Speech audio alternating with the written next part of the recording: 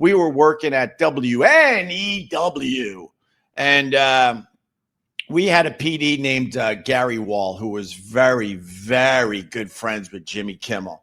So Gary Wall introduced Jimmy Kimmel to the Opie and Anthony show. And this is going to be very hard to believe. I understand. I remember marching down into Gary Wall's office as Jimmy Kimmel showed us The Man Show, a demo of The Man Show before anyone knew who what The Man Show is about, by the way. And Gary Wall's like, hey, you guys get along. You know, you should have Jimmy Kimmel on your show on a regular basis. So Jimmy Kimmel actually did the Opie and Anthony show back in the day. Fuck Jimmy Kimmel. Scott Watson. You could say fuck Jimmy Kimmel, Scott Watson. Scott Watson is one of my friends, by the way. But you shouldn't be happy that he got fired for this shit. That's the difference. You could say fuck Jimmy Kimmel, but you should also be outraged that ABC did what they did. You know, if you want to celebrate that one of your opponents went down, that's fine. But what's going on in America with these corporations, it's scary. But let me get back to my my Jimmy Kimmel story. So Gary Wall's like, hey, maybe Jimmy Kimmel could come on your show every Friday and Monday and do football picks. Jimmy Kimmel actually did football picks for the Opie and Anthony show. Yes. And it went very, very well. He was entertaining. He was funny.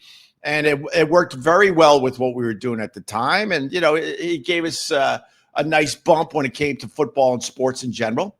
And then Gary Wall, Jimmy Kimmel's friend that, introduced Opie and Anthony to Jimmy Kimmel, he got fired by CBS because he was doing, quote, a terrible job for the company. I don't think he did a terrible job. I thought he did a great job in general for the company because he allowed me and Anthony to do our fucking thing. And if Gary Wall didn't allow me and Anthony to do our fucking thing at WNEW, we would have probably never been big radio stars.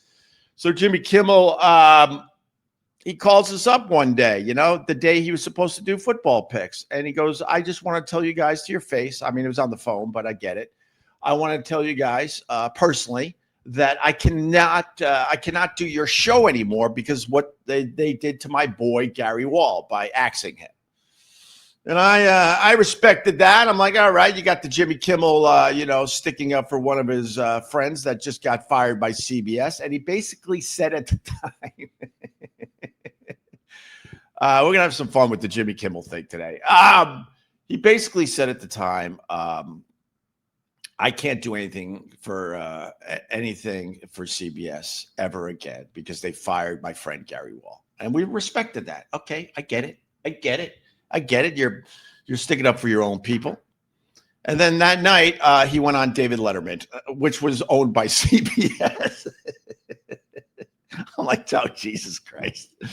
And then that was pretty much the last time I saw Jimmy Kimmel, even though we had a nice thing going on back in the day at NEW. And then I was in LA with my agent, and Jimmy Kimmel's late night show, he had a whole backstage area where a lot of celebrities and people that were somebody would hang out while Jimmy Kimmel was taping his show. It became like a little party in the backstage area. There was a bartender. I remember there was a pool table and lounge chairs, and there were just famous people all over the fucking place, even though they weren't on the show. It just became the thing to do. So my agent at the time, who's no longer with us, Bob Eatman, I was in LA for some shit. And he's like, hey, you want to go check out the Jimmy Kimmel show? I go, fuck yeah, man. So we were in the back lounge, hanging out, having a good time.